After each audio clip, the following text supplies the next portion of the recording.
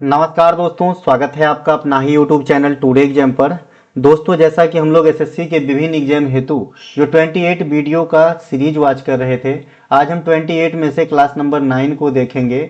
इससे पहले मैंने आपको 8 क्लास प्रोवाइड करा दिया है। साथ ही साथ जो भी बच्चे इस सीरीज की पीडीएफ खरीदे हैं उनको पीडीएफ भी दे दी गई है।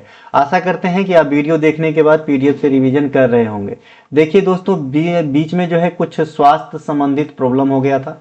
अब मैं ठीक हूं, तो अब यह क्लास जो है रेगुलर नियमित होगी और जो 20 क्लास बचा हुआ है जल्दी समाप्त कर लिया जाएगा। 2026 के अंदर एसएससी में अगर आपको पास होना है जीके जीएस सेक्शन में, तो हमारे तरफ से एक 35 सीरीज पढ़ना और ये 28 सीरीज की क्लास शुरू से अंत तक देखना, कंटेंट से रिवीजन करना और साथ में एक मॉक टेस्ट का चटनी रोजाना लगाना। इतने से आपकी बेड़ा पार हो जाएगी। इसके अलावा आपको कुछ भी पढ़ने की जरूरत नहीं है। और अगर आपने इतने मन से पढ़ लिए तो 2026 ही नहीं, 27 का भी आधा साल निकल जाएगा। जो भी एग्जाम दोगे पास हो जाओगे जीके जीएस में, है ना। चलिए शुरू करते हैं आज का ये क्लास। हमारा कोई सा भी कंटेंट चाहिए, ई बुक या पीडीएफ, तो आप इस मोबाइल नंबर पे व्हाट्सएप मैसेज के थ्रू एक नोटबुक के जैसा पेमेंट करके, है ना, कंटेंट को बाय कर सकते हैं और अपने जर्नी को उन 347 सेटल बच्चों की तरह जो है अंजाम तक पहुंचा सकते हो और फिर क्रेडिट मुझे देने आओगे। यही तो मैं चाहता हूँ कि पढ़ के सफल हो जाओ और फिर कहो कि गुरुजी आपका कंटेंट काम आया। ये जो सुन के मजा आता है ना, इतना मजा और कुछ में नहीं आता है। चलिए शुरू करते हैं आज के ये क्लास।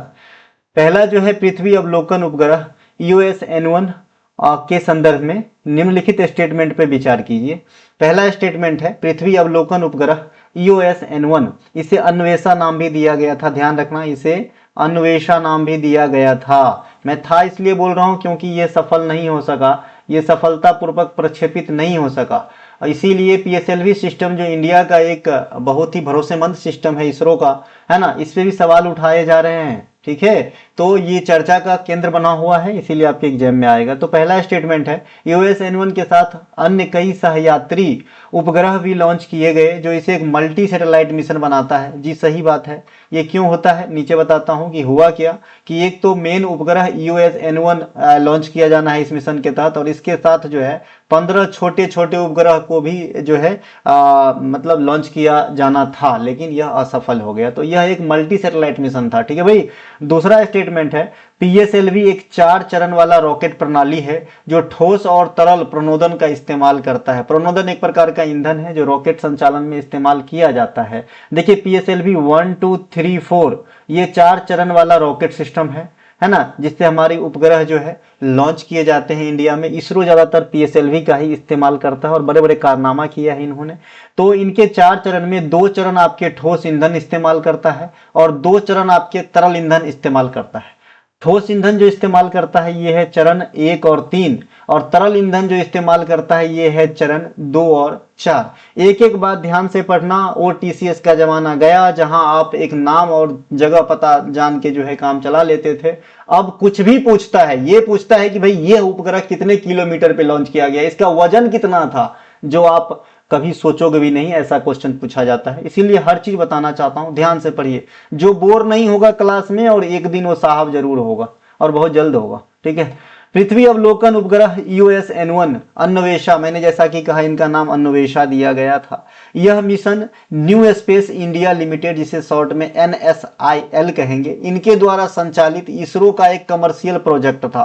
ठीक है भाई। इसे PSLV C62 रॉकेट के द्वारा लॉन्च किया गया था। कहां से? श्रीहरिकोटा सतीश धवन अंतरिक्ष केंद्र से। लेकिन क्या हुआ, यह अपने प्रक्षेपण के तीसरे चरण में, जैसा कि मैंने बताया PSLV के 4 चरण होते हैं, तो 2 लेयर तो पार कर गया, लेकिन 3rd लेयर में जाकर जो है दिशा भटक गया और यह अनियंत्रित हो गया, यानी असफल हो गया। EOS-N1 उपग्रह जो है ये क्या काम करता अगर सफलतापूर्वक लॉन्च होता, तो यह कृषि, शहरी मैपिंग और पर्यावरण निगरानी के लिए भारत की रिमोट सेंसिंग क्षमताओं को मजबूत करने हेतु डिजाइन किया गया था। खास करके DRDO की मदद करने के लिए जो है इसका मतलब लॉन्च किया जाना था, लेकिन यह सफलतापूर्वक लॉन्च हुआ ही नहीं। EOS-N1 के साथ 15 अन्य सहयात्री उपग्रह को भी लॉन्च किए गए थे, जो इसे एक मल्टी सैटेलाइट मिशन बनाता है। इसमें स्पेन की एक startup company KID kestrel initial technology demonstrator का भी जो है अहम योगदान है। तो यहां से भी भी एक क्वेश्चन आ सकता है कि भाई जो यूएस मिशन था उसमें कौन से विदेशी कंपनी का योगदान है या फिर मिला हुआ था, है ना, तो आप केआईडी का नाम लेंगे। ठीक है, एक इसी प्रकार का मिशन है बंधु EOS-09 उपग्रह, यह भी असफल हुआ था, इसीलिए इसको भी पढ़ना जरूरी है। ठीक है ना। तो EOS-09 इसे अर्थ ऑब्जर्वेशन सैटेलाइट था, ये भी पृथ्वी अवलोकन उपग्रह था, जिसे कृषि, वानिकी और आपदा प्रबंधन जैसी सेवाओं के लिए उन्नत इमेजिंग क्षमता प्रदान करने के लिए डिजाइन किया गया था। इसे मई 2025 में इसरो के द्वारा PSLV C61 रॉकेट के से प्रक्षेपित किया गया था, परंतु तीसरे चरण PS3 के दहन कक्ष में अत्यधिक दबाव, है ना, दबाव में अत्यधिक गिरावट के कारण यह मिशन विफल रहा था। तो आप जैसा कि यहाँ पे देख रहे हैं कि EOS-01, EOS-09 ये जो है आपके दोनों के दोनों उपग्रह जो है PSLV से लॉन्च किया गया था, PSLV से, और PSLV के थर्ड चरण में ये दोनों ही मिशन असफल हो गया था। तो इसलिए PSLV पे जो है बहुत सारे सवाल खड़े किए जा रहे हैं। तो यहाँ पे ये दोनों उपग्रह का वैन याद रखना, यानी यान, कि भाई C61 C62 वाला, है ना, और ये किस प्रकार का मिशन था जरूर याद रखना। ठीक है, काम आवेगी क्योंकि ये असफल हुआ है, सबकी नजर है इस पे एग्जामिनर का भी। देखिए GSLV F-15 NVS-02 mission ISRO का श्रीहरिकोटा से एक 100वां अंतरिक्ष प्रक्षेपण था, इसे VVI कर लेंगे, है ना। जैसे होता है ना किसी क्रिकेटर का 100वां विकेट भाई किसको आउट करके बन लिया था, किसी क्रिकेटर का 10,000वां रन किसके खिलाफ था, उसी प्रकार से ये इसरो का सतीश धवन अंतरिक्ष केंद्र से एक 100वां प्रक्षेपण था। कौन सा? GSLV F-15 NVS-02। अच्छा, ये आप लोगों को समझ में शायद नहीं आता होगा। देखिए, एक होता है इसमें वाहन का नाम, यान का नाम, रॉकेट का नाम, जिसके थ्रू उस उपग्रह को लॉन्च किया जाएगा। तो जो पहला पोर्शन होता है ऐसे लिखावट में, ये होता है वाहन का नाम और दूसरा होता है उपग्रह का नाम। इसी में अगर आप देखेंगे तो GSLV F-15 रॉकेट है और इससे NVS-02 नाम का मिशन लॉन्च किया गया था, जो इसरो का 100वां प्रक्षेपण था श्रीहरिकोटा से, ध्यान रखना। अब PSLV के बारे में समझते हैं क्योंकि इस पे सवाल उठाए जा रहे हैं, तो यहां से क्वेश्चन आपके एग्जाम में पूछे जाएंगे। PSLV का फुल फॉर्म आप बचपन से पढ़ते आए हैं, पोलर सैटेलाइट लॉन्च व्हीकल होता है। भारत का तीसरी पीढ़ी का प्रक्षेपण यान है जिसे इसरो ने तैयार किया है ना। अक्टूबर 1994 में अपने पहले सफल प्रक्षेपण के बाद, याद रखना, PSLV का जो पहला प्रक्षेपण था 1993 में हुआ था, लेकिन यह असफल रहा था। इसीलिए मैं यहाँ पे पहला सफल प्रक्षेपण कहेगा PSLV के द्वारा, तो 1994 टिक करना है, न कि 1993। हालांकि PSLV मतलब उपग्रह को प्रक्षेपित 1993 में ही किया था, लेकिन वो सफल नहीं रहा था। ठीक है मेरे भाई। इसके बाद जो है 1994 से 60+ प्रक्षेपण इन्होंने सफलतापूर्वक जो है किया है और अभी भी सक्रिय है। इसके द्वारा प्रक्षेपित कुछ महत्वपूर्ण सैटेलाइट जैसे चंद्रयान फर्स्ट, इसे 2008 में जो है इसे 2008 में जो है लॉन्च किया गया था। मंगल ग्रह ऑर्बिटर मिशन, मॉम जिसे कहते हैं, इसे 2013 में लॉन्च किया गया था PSLV के माध्यम से। तो ये कुछ इनके महत्वपूर्ण काज है। देखिए, मिशन मंगल एक पिक्चर भी है और ये भी आपके SSC ने पूछा था 2022-23 में शायद कि मिशन मंगल में हीरोइन कौन है। ठीक है मेरे भाई, ये भी जो है क्वेश्चन आया था, है ना।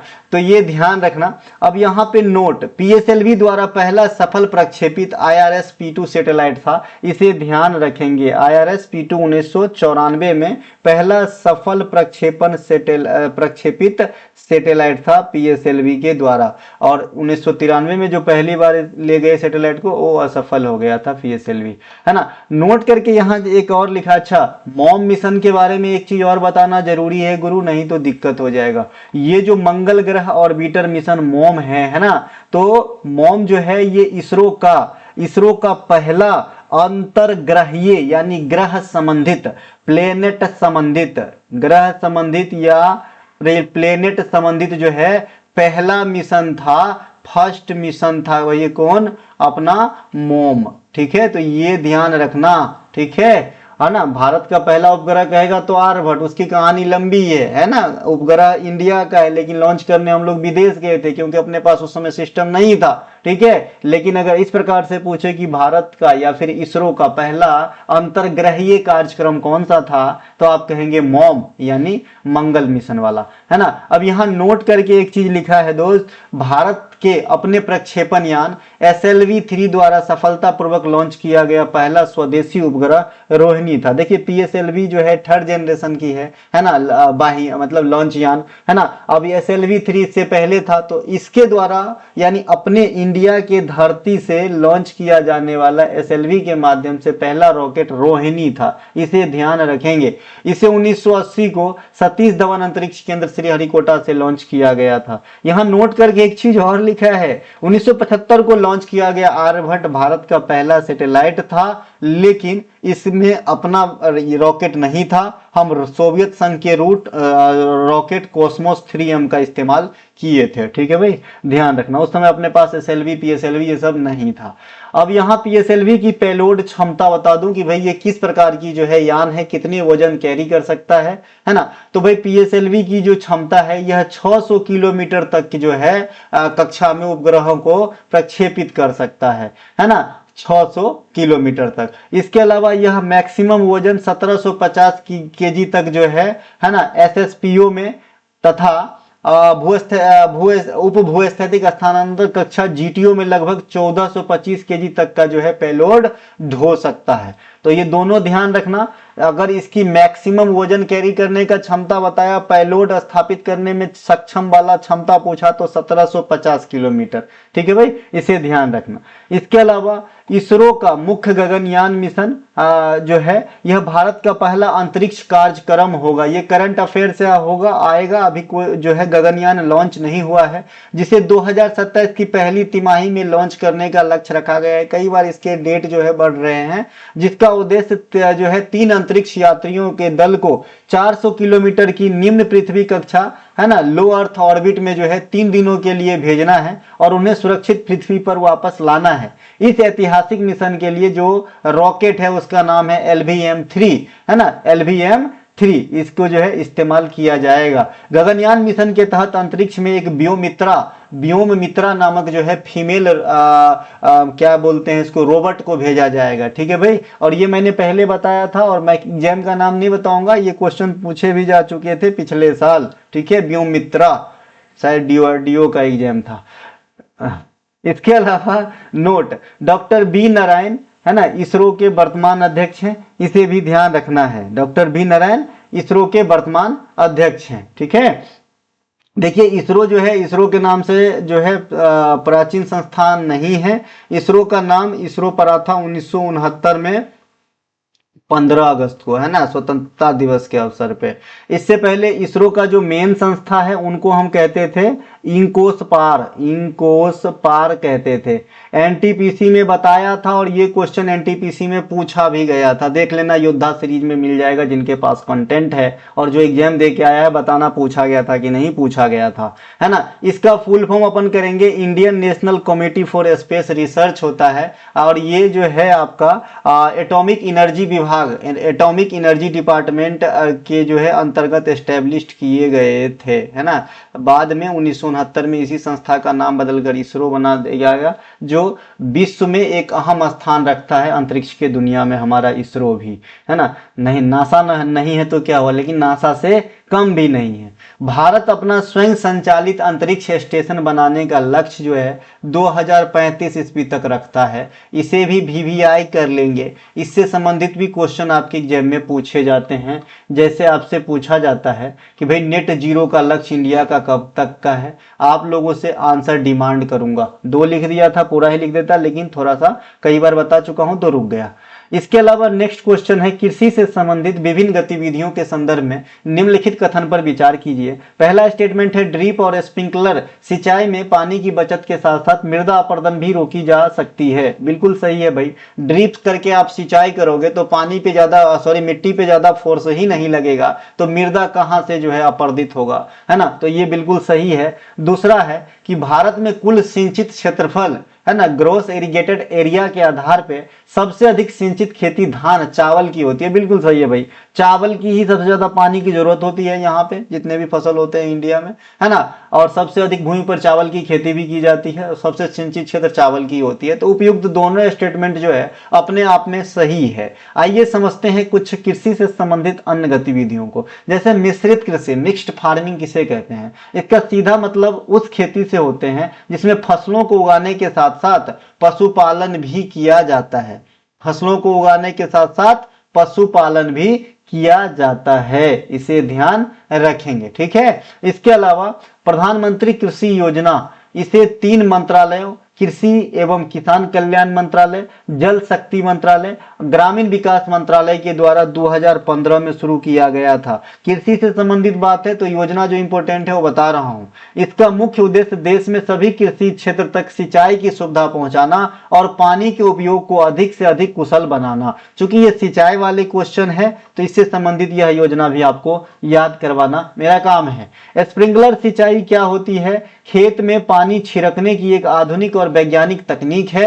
इस पद्धति में पानी को पाइप के नेटवर्क के माध्यम से खेत तक पहुंचाया जाता है और फिर नोजल की मदद से हवा में छिड़का जाता है। आप इस प्रकार की सिंचाई जो है एमपी महाराष्ट्र के बड़े बड़े खेत में आप देखते होंगे। मैं भी ट्रेन से ही देखा हूं जब मैं गांव जाता हूं, ठीक है भाई। तो एमपी और महाराष्ट्र में देखते रहते हैं ऐसे फव्वारा के साइड जो है पूरे खेत में एक नेटवर्क पाइप का बिछा हुआ रहता है और ऐसे बहुत प्रेशर के साथ ऊपर की तरफ हवा में जो है छिड़काव होती है पानी की बहुत पतली बूंदों के माध्यम से, ठीक है भाई। तो इससे क्या होता है ना, जो है मृदा अपरदन रुकता है, पानी की बचत होती है, कई सारे फायदे होते हैं, ठीक है। दूसरा है स्प्रिंकलर सिंचाई के फायदे, यहां मैंने फायदा अलग से लिखा है। इनमें पानी की बचत होती है, यह सभी प्रकार के भूमि के लिए उपयोगी होती है, यह मिट्टी के कटाव के रोकती है। यहाँ पे सभी प्रकार के भूमि कहने का मतलब है ऊंचाई वाले भूमि पर भी यह उपयोगी होगा, है ना, ठीक है मेरे भाई। इनके अलावा ड्रिप सिंचाई, ड्रिप सिंचाई क्या है? इसे सूक्ष्म सिंचाई की तकनीक है एक,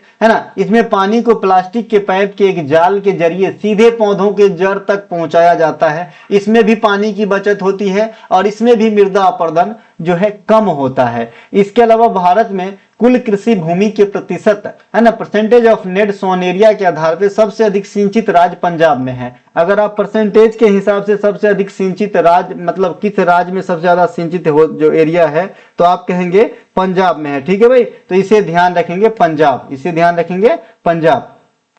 क्यों फोन कर रहे हो? इसके अलावा भारत के कुल सिंचित क्षेत्रफल, है ना, ग्रोस इरिगेटेड एरिया के आधार पे सबसे अधिक सिंचित खेती धान चावल की होती है ना। सबसे अधिक सिंचित क्षेत्र में किस चीज की खेती? तो चावल की खेती। सबसे अधिक सिंचित परसेंटेज जो है एरिया कौन से स्टेट में है? तो पंजाब में है। भारत के सबसे अधिक सिंचाई कौन विधि से होता है? तो नलकूप और नहरों के विधि से होता है। तो जैसा क्वेश्चन पूछता है वैसा आंसर आपको देना है ना। जब एक होता है झूमिंग कृषि, एक निर्वाह कृषि के बारे में भी बता दूं, एक निर्वाह कृषि नाम भी आपने सुना होगा, है ना, ये भी इसी प्रकार का है निर्वाह कृषि, है ना। निर्वाह कृषि क्या होता है? जो अपनी परवरिश के लिए जो है छोटे पैमाने पे कृषि किया जाता है, यानी छोटी जगह पे बहुत सारे चीजों की कृषि किया जाती है, गहन कृषि भी कर सकते हैं। उसी ये निर्वाह कृषि मतलब जीवन यापन के लिए किया जाने वाला कृषि या निर्वाह कृषि कहा जाता है, एकदम शॉर्ट में समझो, ठीक है। झूमिंग कृषि जिसे स्थानांतरित कृषि या, है ना, काटो और जलाओ स्लैश एंड बर्न कृषि भी कहते हैं, है ना। इसे वन क्षेत्र की जो वनस्पतियां होता है उसे काट करके जला दिया जाता है, राख खाद का काम कर लेता है और उस साफ एरिया में जो है कृषि किया जाता है और कुछ सालों के बाद पुनः उसे छोड़ दिया जाता है और फिर जगह बदलकर यही तकनीक अपनाया जाता है। इसे ही झूमिंग कृषि या स्लाइस एंड बर्न कृषि कहा जाता है ना। इस प्रकार की कृषि को इंडिया के अलग अलग क्षेत्र में अलग अलग नामों से जानते हैं। जैसे झारखंड में अगर आप झूम कृषि को देखेंगे तो उसे कुरवा के नाम से जानते हैं और ये सबसे ज्यादा आपके एग्जाम में पूछा जाता है। मध्य प्रदेश में इसे देवर या दहिया कहते हैं, आंध्र प्रदेश में पोडू कहते हैं या पेंडा कहते हैं, ठीक है भाई। इस प्रकार से आपको ध्यान रखना है झूम कृषि को अलग अलग राज्य में अलग अलग नाम से। राजस्थान में भी इसे वालरा कहते हैं, राजस्थान में इसे वालरा कहते हैं, नॉर्थ ईस्ट में इसे झूम कृषि ही कहते हैं, इसे ध्यान रखेंगे। योजना आयोग ने प्लानिंग कमीशन, हालांकि अब योजना आयोग 1950 से 2015 तक जीवित रहा था, है ना, अब नहीं है, इसके स्थान पे नीति आयोग आ गया है। तो जो योजना आयोग है ये भारत में जो है 15 कृषि जलवायु क्षेत्र में बांटा है भारत को, इस प्रकार से ध्यान रखिए। नेक्स्ट है हमारा क्वेश्चन, मध्य प्रदेश के विभिन्न लोक नृत्य जनजातीय नृत्य के संदर्भ में कौन सा कथन सत्य है। आज हम इंडिया के जो भी इंपोर्टेंट मेला मुझे नजर आया फेयर, उसका क्वेश्चन भी इस वीडियो में आपको देखने को मिलेगा। और खेल से संबंधित 3 क्वेश्चन है जो बहुत ही इंपॉर्टेंट है आपके एग्जाम के लिए। तो मध्य प्रदेश के विभिन्न लोक नृत्य के बारे में स्टेटमेंट को पढ़ना है। ग्रीडा नृत्य, यह मध्य प्रदेश का एक जनजातीय नृत्य है जो रबी के फसलों जो है रबी की फसलों हो अच्छी उपज ग्रो के लिए किया जाता है। यह तो सही है भाई, ग्रीडा नृत्य है ना। मांडलिया नृत्य, मध्य प्रदेश के मालवा क्षेत्र में की जाने वाली पुरुष प्रधान नृत्य है मांडलिया नृत्य। ये गलत हो जाएगा, ये जो मालवा क्षेत्र है ना यहाँ पे नहीं होता, ये निमार क्षेत्र का डांस है, हाँ निमार क्षेत्र का ही आई होप, है ना। तो भैया ये दूसरा स्टेटमेंट रॉन्ग है, पहला स्टेटमेंट जो है राइट है, ठीक है। आइए समझते हैं मध्य प्रदेश के और भी कई सारे नृत्य के बारे में। देखिए मध्य प्रदेश के जो निमार क्षेत्र के अंतर्गत आता है वो दक्षिणी पश्चिमी जिला आता है, जो महाराष्ट्र आप महाराष्ट्र के नजदीक होगा, जैसे बुरहानपुर वगैरह, खंडवा वगैरह, है ना। तो उस क्षेत्र में जो नृत्य किया जाता है उसे निमार क्षेत्र कहते हैं, निमार क्षेत्र। तो यहाँ पे कुछ पॉपुलर डांस होती है जो आपको यहाँ पे ध्यान रखना है। आजकल क्वेश्चन पूछने का तरीका ही बदल दिया है ना। पहले पूछता था कि भाई ये कौन राज्य के हैं, तो मध्य प्रदेश के। अब पूछता है मध्य प्रदेश के कौन भाग के, बुंदेलखंड, बघेलखंड, निमार, मालवा, है ना। जैसे उत्तराखंड में पूछेगा भाई गढ़वाल का है, कहाँ का है। तो इस प्रकार से चीजों को पूछने लगा है दोस्त, है ना। तो आपको ध्यान रखना है थोड़ा सा। यहाँ डंडा नृत्य चैत वैशाख मास में पुरुषों की टोली के द्वारा किया जाने वाला नृत्य है। यह भी निमाड़ क्षेत्र में होता है, जो गणगौर त्योहार के अवसर पे किया जाता है। हाँ आप सही सोच रहे हैं, गणगौर राजस्थान की फेस्टिवल है, लेकिन मध्य प्रदेश में भी होता है। तो इसके दौरान ही ये डंडा नृत्य मध्य प्रदेश में खासकर चैत वैशाख के महीना में किया जाता है पुरुषों की एक टोली के द्वारा, और ये मध्य प्रदेश के निमाड़ी जो है नृत्य है। मांडलिया नृत्य, यह सिर्फ महिला नर्तकी के द्वारा, ये महिला प्रधान नृत्य है। इसमें पुरुष जो है ढोल नगाड़े बजा तो सकते हैं लेकिन नाच नहीं करते हैं। यह सामूहिक नृत्य है, इसमें हाथों और पैरों के विभिन्न मुद्राएं शामिल होती है। यह भी मध्य प्रदेश के निमाड़ क्षेत्र में किया जाता है। काठी नृत्य मध्य प्रदेश के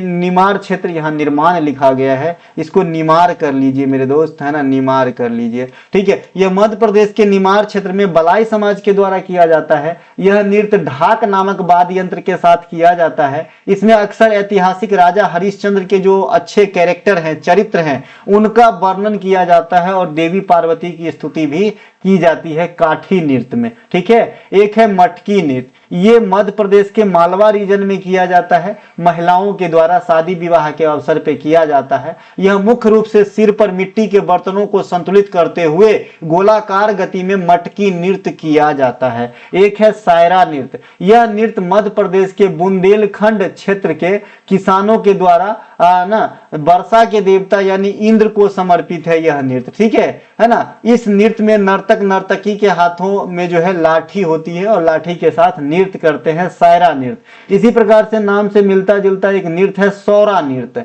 सौरा नृत्य भी फसल कटाई के समय बुंदेलखंड में ही किया जाता है, यहाँ पे नहीं लिखा है, ध्यान रखिएगा। इसके अलावा जवारा नृत्य, यह भी मध्य प्रदेश के बुंदेलखंड क्षेत्र में किया जाता है। इसमें पुरुष और महिला दोनों भाग लेते हैं। इसे जस गीत के नाम से भी जानते हैं इस नृत्य को, जवारा नृत्य को, है ना। इसमें महिला नर्तकी अपने सिर पर जवारा फसलों की भरी टोकरी रखकर तेज गति से चलते हुए नृत्य का प्रदर्शन करती है। इसके अलावा एक है राय नृत्य, है ना। यह मध्य प्रदेश के बुंदेलखंड और बघेलखंड दोनों रीजन में किया जाता है शादी विवाह के अवसर पे। यह मुख्यतः बेरिया जनजाति के द्वारा किया जाता है। इसमें नर्तकों की एक टोली प्रश्न पूछता है और दूसरा टोली नृत्य करते हुए नृत्य के माध्यम से जवाब देने का जो है काम करता है, ठीक है। राय नृत्य काफी फेमस है, काफी बार आता है।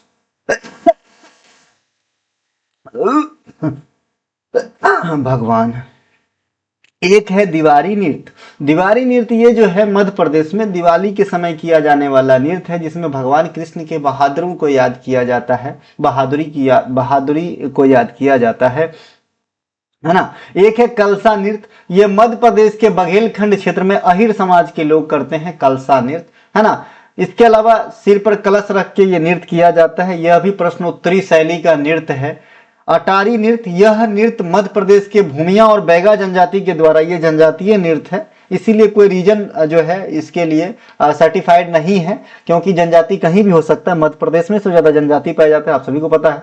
तो भाई ये जनजातीय नृत्य है, तो इसमें कौन जनजाति के लोग बढ़ चढ़ के हिस्सा लेते हैं, भूमिया और बैगा। यह एक गोलाकार शेप में किया जाने वाला नृत्य है, जिसमें दो पुरुष के कंधे पे खड़े होकर नृत्य करता है, कौन सा, अटारी नृत्य। एक है बिरहा नृत्य, मध्य प्रदेश के बघेलखंड क्षेत्र में महिलाओं और पुरुष के द्वारा शादी की तैयारी के अवसर पे किया जाता है। एक है गिरिडा, जो स्टेटमेंट में रखा गया था, रबी की फसल के अच्छे ग्रोह या अच्छी उपज के बाद जो है ये नृत्य किया जाता है ना। इसके अलावा एक है भगोरिया नृत्य, यह नृत्य होली से 7 दिन पहले भगोरिया उत्सव जो होता है मध्य प्रदेश का प्रमुख उत्सव है, उसमें महिला और पुरुष नर्तकों के द्वारा किया जाता है। इसमें मुख्य रूप से पटलिया भील समुदाय के लोग भाग लेते हैं।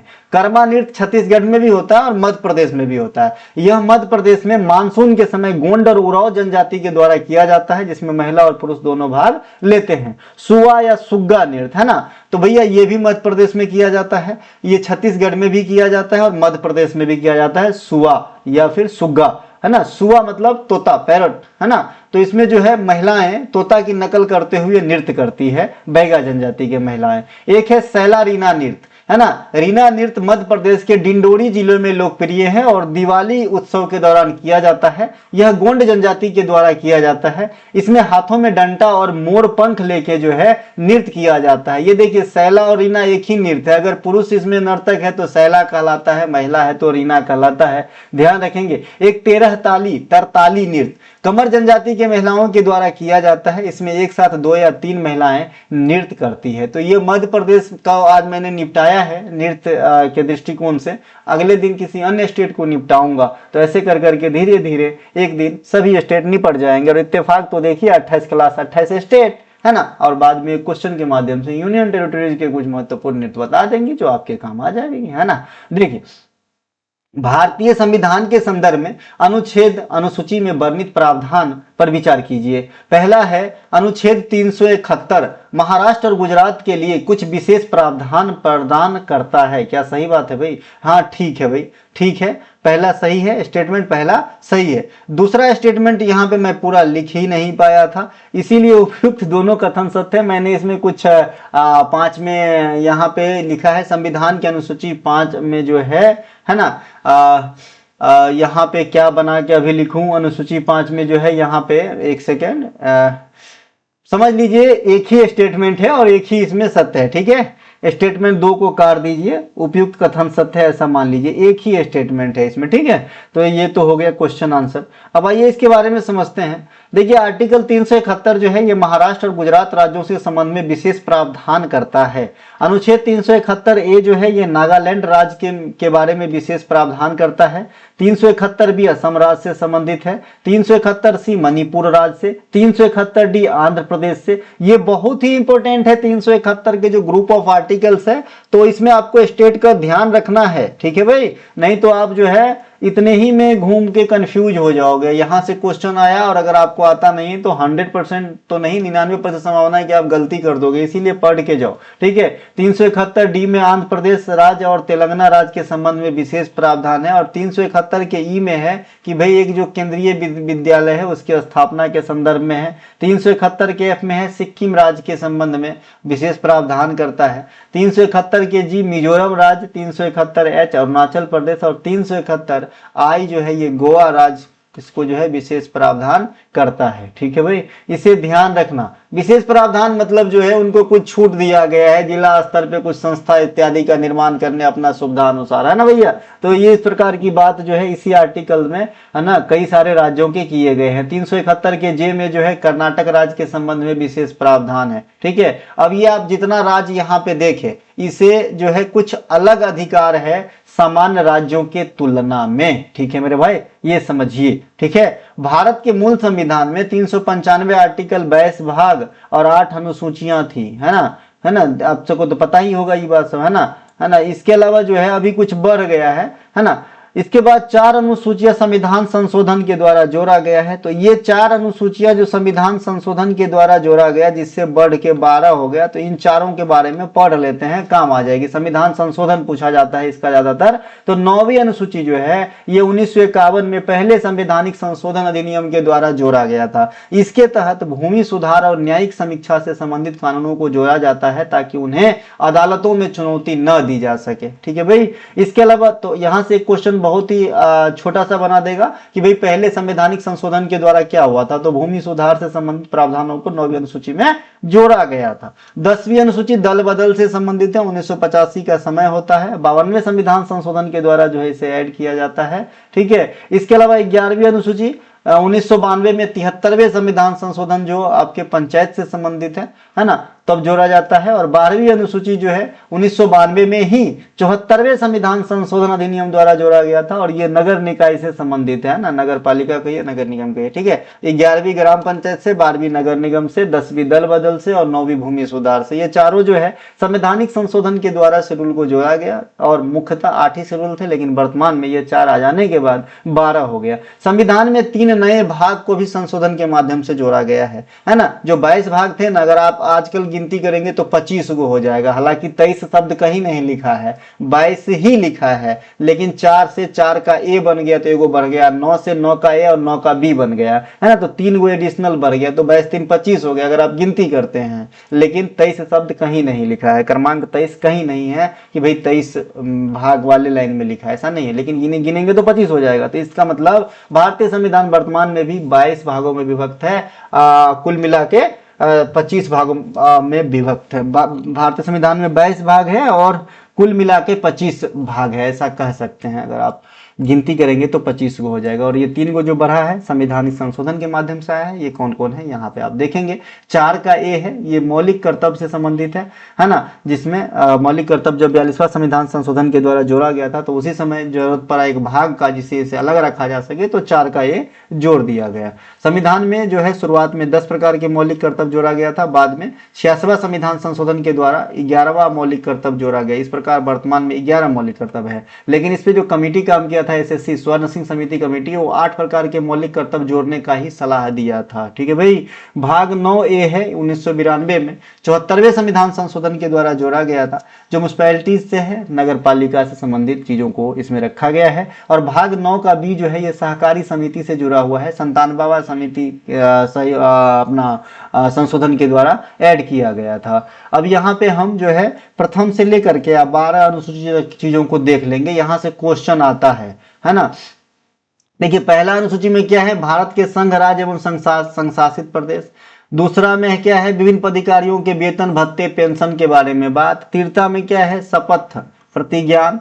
चौथा में क्या है, विभिन्न राज्यों और संघ शासित प्रदेश के जो राज्यसभा में सीटों का आवंटन है ना। उनके अलावा 5वीं में क्या है, विभिन्न अनुसूचित क्षेत्रों और अनुसूचित जनजातियों का प्रशासन देखता है। छठा में क्या है, असम, मेघालय, त्रिपुरा, मिजोरम, ये 4 राज्यों के अनुसूचित क्षेत्रों का विशेष प्रावधान या फिर प्रशासन के बारे में अलग से इसमें दिया गया है। देखिए जो 5वीं अनुसूची है, ये भी अनुसूचित क्षेत्र, अनुसूचित जनजाति, ये वर्तमान में इंडिया के 10 स्टेट पे कार्य करता है। ठीक है। और जो 6ठी अनुसूची में है, ये नॉर्थ ईस्ट के असम, मेघालय, त्रिपुरा और मिजोरम से संबंधित चीजों को देखता है। ठीक है। इसके अलावा 7वीं अनुसूची, केंद्र और राज्यों के मध्य शक्तियों का बंटवारा, 7वीं अनुसूची में है, जिसमें संघ सूची, राज्य सूची, समवर्ती सूची भी रखा गया है। 8वीं अनुसूची में संवैधानिक भाषा है, जो वर्तमान समय तक 22 है। 9वीं अनुसूची में अच्छा संविधान निर्माण के समय 14 भाषा था, बाद में जो है 8 संवैधानिक संशोधन के द्वारा ऐड किया गया और 22 है वर्तमान में। 9वीं अनुसूची भूमि सुधार कानून अभी बताया था। 10वीं अनुसूची दल बदल 1985। 11वीं अनुसूची पंचायती राज संस्थानों में कार्य शक्तियों कर्तव्य 73वां संविधान संशोधन। और 12वीं अनुसूची जो है नगर पालिका से संबंधित है। ठीक है भाई। तो ये अनुसूचियां हो गए।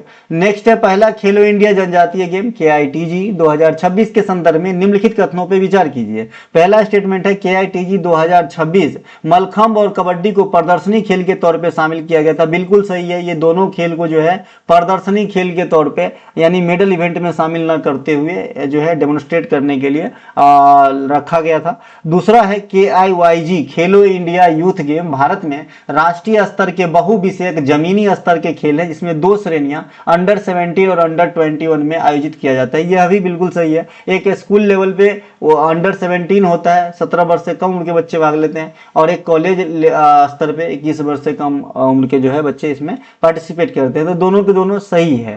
पहला खेलो इंडिया जनजातीय गेम 25 मार्च से 3 अप्रैल 2026 तक छत्तीसगढ़ के 3 मेजबान शहर रायपुर, जगदलपुर और सरगुजा यहाँ पे कराया गया है। इनमें शुभंकर का नाम मोरबीर रखा गया था, है ना। फर्स्ट KITG यानी पहला जो है खेलो इंडिया ट्रैवल गेम 2026 के पदक इवेंट में 7 खेल शामिल थे। ये खेल का नाम याद रखना क्योंकि क्वांटिटी में 7 ही है। आपको 4 ऑप्शन दे देगा, उनमें एक कोई अन्य खेल दे देगा, बोलेगा कि भाई KITG 2026 में इनमें कौन खेल शामिल नहीं था, तो क्या करोगे? तो खेल का नाम याद रखना, एथलेटिक्स, फुटबॉल, हॉकी, भारोत्तोलन, तीरंदाजी, तैराकी और कुश्ती, ठीक है। और मलखंब और कबड्डी को प्रदर्शनी खेल के तौर पे रखा गया था, जो हमने स्टेटमेंट में रखा था। यहाँ पे मैंने नोट करके भी लिख दिया है। देखिए, ये इससे याद आया कि भाई मलखंब और कबड्डी 1936 में जो बर्लिन ग्रीष्मकालीन ओलंपिक हुआ था, समर ओलंपिक हुआ था, वहां पर भी यही दोनों खेल को प्रदर्शनी खेल के तौर पे रखा गया था। तो इतिहास दोहराता है।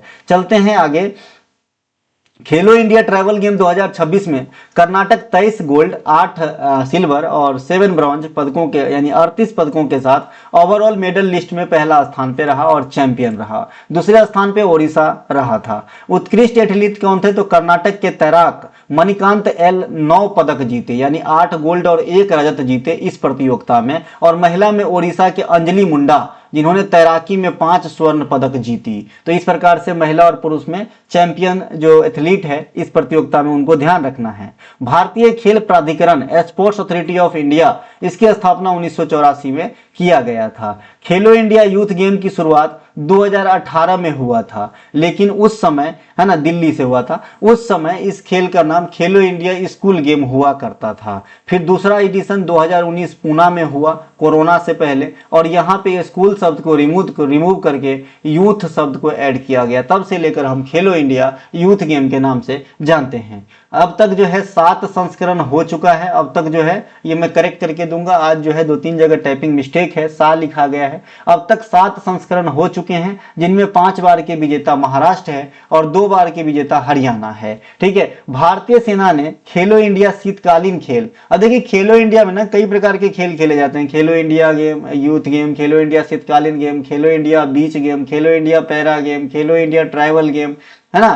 तो इस प्रकार से खेल खेला जाता है। तो जो खेलो इंडिया के शीतकालीन गेम है ना, 2026 वाला संपन्न हो चुका है, जिसमें भारतीय सेना ने 23 पदक, जिसमें 9 गोल्ड, 6 रजत और 8 कांस्य के साथ जो है टॉप पे रहा है। इसे ध्यान रखेंगे। और इसकी जगह फिक्स होती है, पहले तो खाली एक ही जगह होता था, अब जम्मू कश्मीर और लद्दाख यानी 2 जगह में कराए जाते हैं, ठीक है।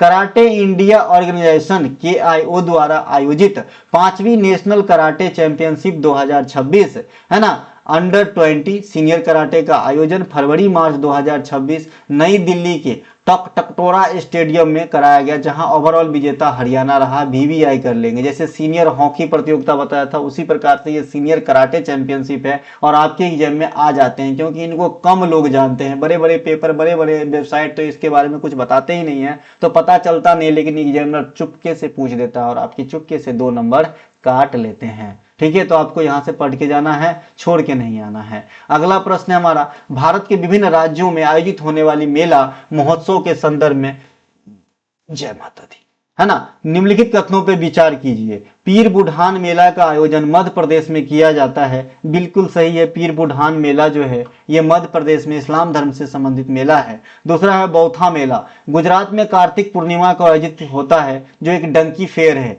ये भी सही है, दोनों के दोनों सही है, उपयुक्त दोनों कथन सत्य है। आइए बिस्सू मेला के बारे में पहले जानते हैं। बिस्सू मेला, आज मैंने इंडिया के जितने भी इंपोर्टेंट मेला है उनको यहाँ पे बताने का काम किया हूँ। अब मेला से संबंधित कोई भी क्वेश्चन इस सीरीज में नहीं आएगा। बिस्सू मेला उत्तराखंड के देखिए जौनसार बाबर क्षेत्र का एक प्रमुख पारंपरिक और सांस्कृतिक उत्सव है। यह हर साल अप्रैल के महीने में फसल कटाई और बुआई की शुरुआत में मनाया जाता है, जिसमें जौनसारी जनजाति के लोग बहुत बढ़ चढ़ के हिस्सा लेते हैं। इसमें अच्छी कृषि उपज के लिए देवी संतूरा जो माता दुर्गा का ही अवतार है उनको धन्यवाद किया जाता है। तो बिस्सू मेला को उत्तराखंड में याद रखेंगे।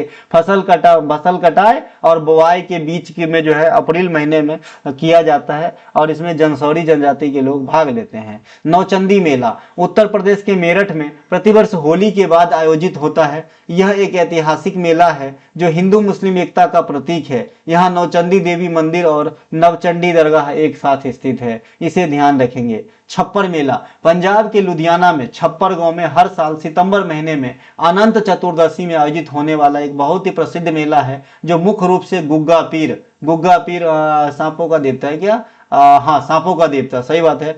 गुग्गा पीर सांपों के देवता की याद में उन्हें प्रति श्रद्धा प्रकट करने के लिए मनाया जाता है। ठीक है भाई, इसे ध्यान रखेंगे। पुष्कर ऊंट मेला, ये तो काफी फेमस है। पुष्कर ऊंट मेला राजस्थान के पुष्कर में कार्तिक पूर्णिमा अक्टूबर नवंबर को लगने वाला दुनिया का सबसे बड़ा ऊंट और मवेशी मेला है ना। यहाँ पे जो है ना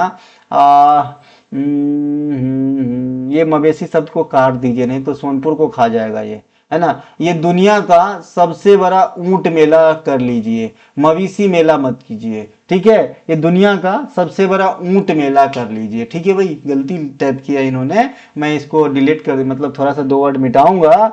तो दुनिया का सबसे बड़ा मवेशी मेला नहीं कहेंगे इसे, दुनिया का सबसे बड़ा ऊंट मेला कहेंगे, जो अपनी सांस्कृतिक प्रतियोगिताओं और मरुस्थलीय उत्सव के लिए प्रसिद्ध है। ठीक है।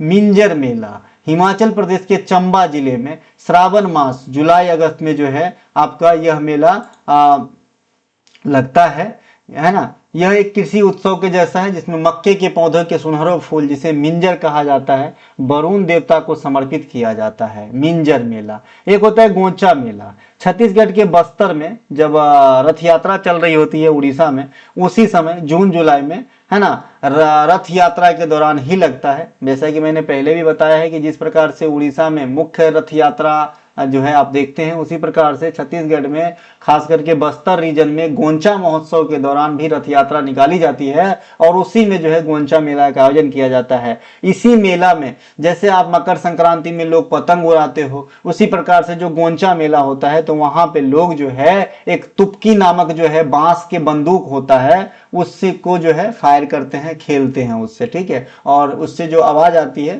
तो ऐसा माना जाता है कि भगवान जगन्नाथ को सलामी दी जाती है। ठीक है मेरे भाई, है ना। तुपकी एक बांस का होता है, उसमें एक फल का फरी डाल के नीचे से प्रेस किया जाता है तो फटता है, ठीक है भाई।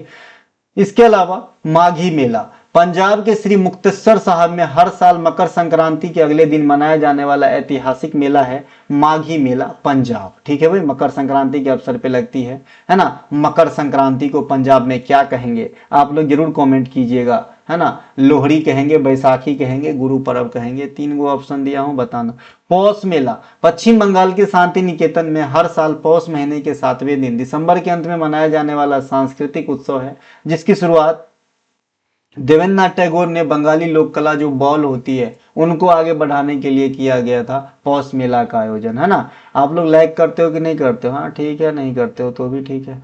बटेश्वर मेला उत्तर प्रदेश के आगरा बटेश्वर में यमुना नदी के तट पे कार्तिक पूर्णिमा नवंबर को आयोजित होने वाला भारत का एक प्रमुख सांस्कृतिक और मवेशी विशेषकर ऊंट मेला है, इसे ध्यान रखेंगे, ठीक है। सेकेंड अगला है बटेश्वर मेला। यह उत्तर प्रदेश के आगरा बटेश्वर में लगता है कार्तिक पूर्णिमा नवंबर में, ठीक है भाई, इसे भी ध्यान रखेंगे। नेक्स्ट है हमारा कोलायत मेला।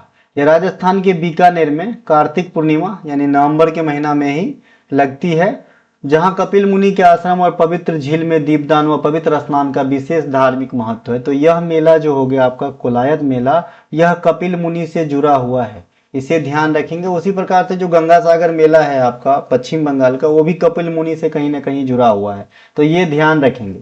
एक है, अभी तो आपने बटेश्वर मेला देखा यहाँ पे जो उत्तर प्रदेश के आगरा में होता था। अब एक है बनेश्वर मेला, ये राजस्थान के डूंगरपुर में होता है, ठीक है, जो नदियों के संगम पे होता है, जाखम नदी माही नदी के संगम पे, और ये माघ पूर्णिमा में होता है, ठीक है। और इसमें भील जनजाति के लोग जो है बढ़ चढ़ के हिस्सा लेते हैं बनेश्वर मेला में।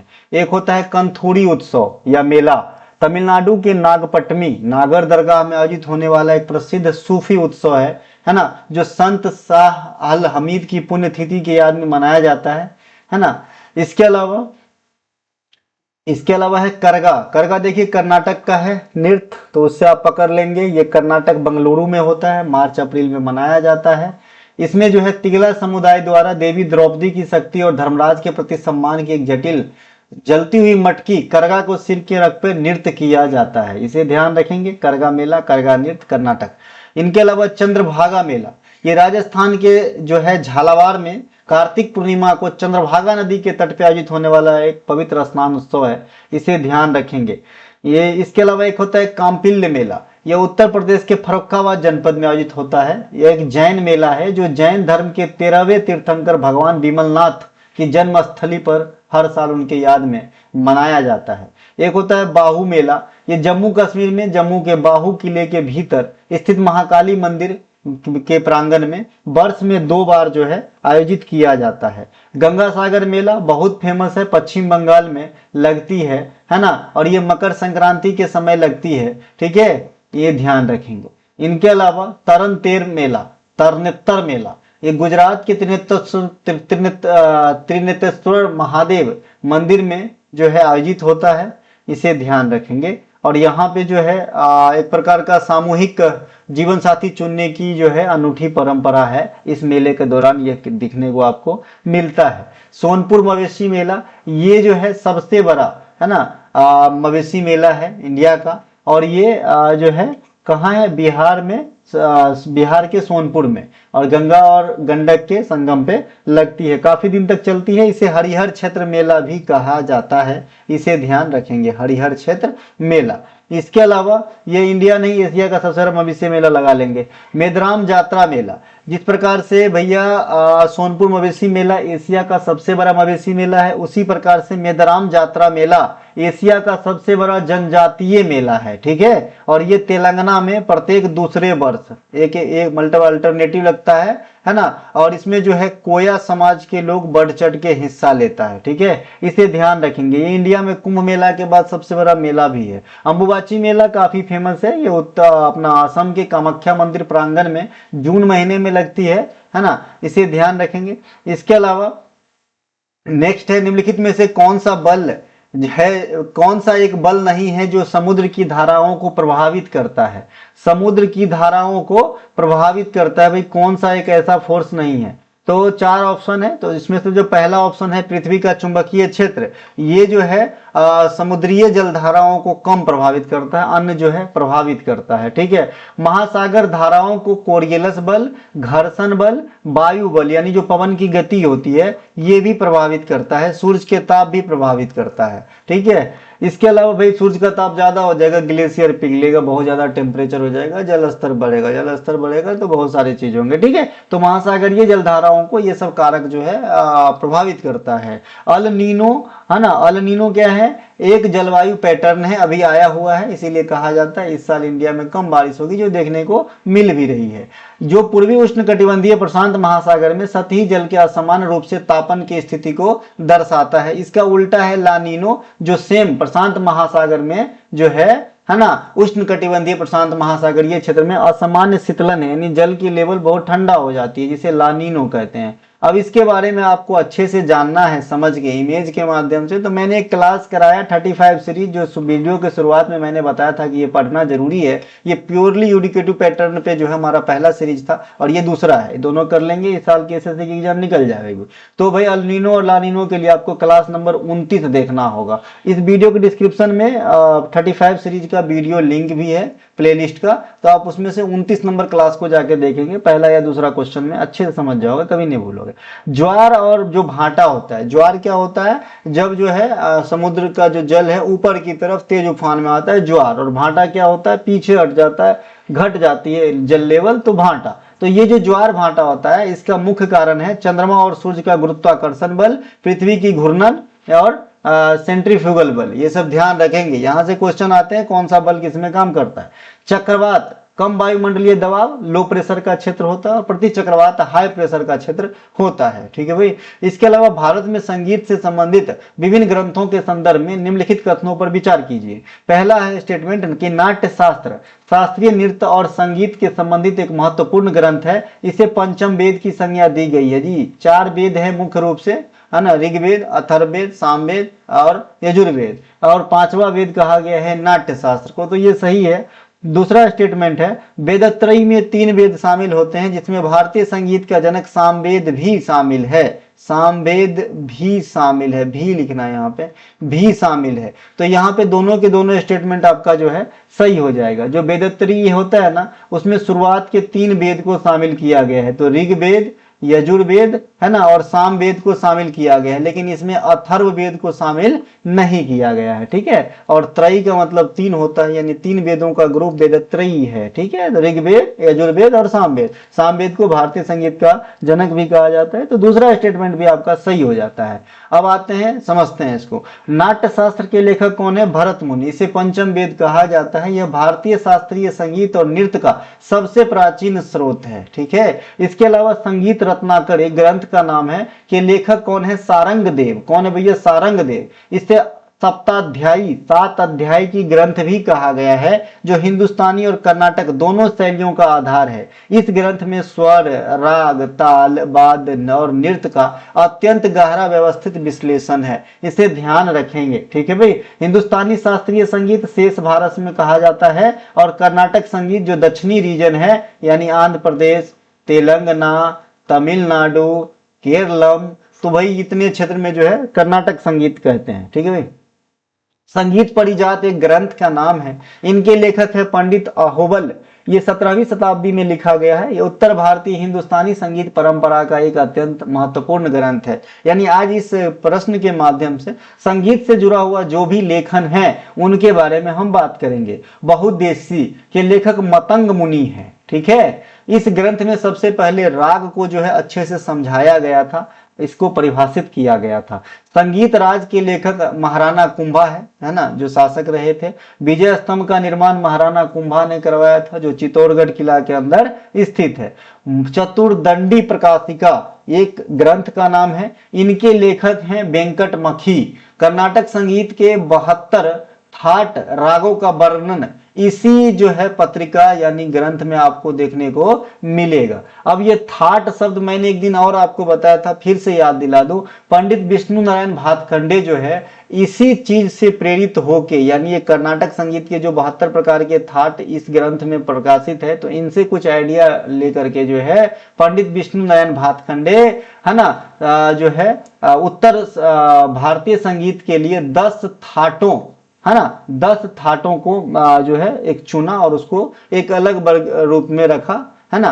तो इसे ध्यान रखेंगे। ये मैंने पहले बता दिया था, 10 प्रकार के थाटों का खोजने या फिर अलग रूप में वर्गीकृत करने का श्रेय पंडित विष्णु नारायण भातखंडे को दिया जाता है, जो उत्तर भारतीय संगीत से संबंधित है। ठीक है। इसके अलावा भातखंडे संगीत संस्थान भी है एक इंडिया में।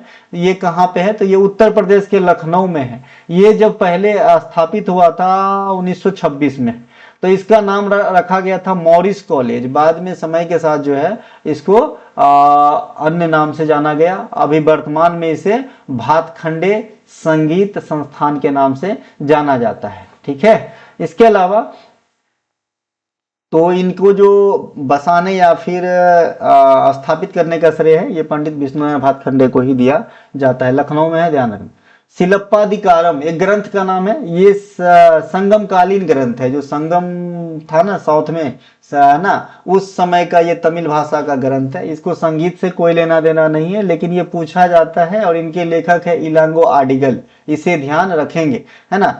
इसके अलावा जैसे तुलक्का पियम ग्रंथ है ना, वैसे ही है ये, है ना। तो तुलक्का पियम तो बहुत आप पढ़ लिए होंगे, तुलक्का पियर उनके लेखक हैं। और लेकिन ये कम पढ़े होंगे शिलप्पाधिकारम, तो इनके भी लेखक का नाम याद रखिए, इलांगो आडिगल। ये भी संगमकालीन लेखन है ना। मान कुतूहल इसके लेखक राजा मानसिंह तोमर है, ग्वालियर के। यह शास्त्रीय संगीत के ध्रुपद विद्या से जुड़ा हुआ ग्रंथ है, इसे भी ध्यान रखेंगे। अभिनय दर्पण इनके रचयिता नंदिकेश्वर है है ना। इनके रचयिता कौन है? आचार्य नंदिकेश्वर। यह भारतीय शास्त्रीय नृत्य और अभिनय कला का एक अत्यंत महत्वपूर्ण और आधारभूत ग्रंथ है ना, इसे भी ध्यान रखें। अगला है विभिन्न खेल प्रतियोगिताओं ट्रॉफी के संदर्भ में निम्नलिखित कथनों पे जो में से कौन सा सही है? पहला है प्रतिष्ठित राजा भालिंदर सिंह ट्रॉफी 2025 के विजेता महाराष्ट्र रहा है, यह गलत हो जाएगा। ठीक है। दूसरा स्टेटमेंट है 2026 के राष्ट्रमंडल खेल कॉमनवेल्थ गेम्स का आयोजन ग्लासगो स्कॉटलैंड में आयोजित किया जाएगा, तो ये सही है, दूसरा सही पहला गलत, है ना। अब आते हैं राष्ट्रमंडल खेल की शुरुआत, राष्ट्रीय खेल की शुरुआत 1924 लाहौर इंडिया से हुआ था। उस समय लाहौर भी इंडिया का ही हिस्सा था 1947 से पहले, है ना। तो 1924 लाहौर से स्टार्ट हुआ था राष्ट्रीय खेल की शुरुआत। पाकिस्तान, इंडिया पाकिस्तान में यहाँ पे लिख दिया हूँ, वर्तमान पाकिस्तान उस समय इंडिया, है ना। शुरुआत में इसे भारतीय ओलंपिक खेल कहा जाता था सीधे सीधे। ठीक है। 1940 में जब यह खेल मुंबई में हुआ जाने लगा तो इसे राष्ट्रीय खेल का नाम रख दिया गया, राष्ट्रीय खेल। ठीक है। आजादी के बाद यह राष्ट्रीय खेल सबसे पहले लखनऊ 1948 में कराया गया था, आजादी के बाद और मतलब बंटवारा के बाद। ठीक है। इसके अलावा जो आधुनिक तर्ज पे यानी आधुनिक समय में जो राष्ट्रीय खेल होता है वो ओलंपिक के तर्ज पे होता है। तो इस तर्ज पे आयोजन जो है 1985 दिल्ली से हुआ किया जाने लगा। तो एक राष्ट्रीय खेल के पीछे कई सारे ईस्वियां काम करती है जो आपके एग्जाम में आता है। ठीक है। तो जैसा पूछेगा वैसा आंसर देना है। 38वां राष्ट्रीय खेल 2025 उत्तराखंड में हुआ था। इन खेलों का आधिकारिक शुभंकर यानी मस्कट जो रखा गया था वो मौली रखा गया था, जो उत्तराखंड के राजकीय पक्षी हिमालयन मोनाल से प्रेरित था। 38वें राष्ट्रीय खेल में 34 खेलों को शामिल किया गया था मेडल इवेंट में, और 2 खेलों को शामिल किया गया था आपके प्रदर्शनी खेल के तौर पे, है ना, कलारीपट्टू और राफ्टिंग को, इसे ध्यान रखेंगे।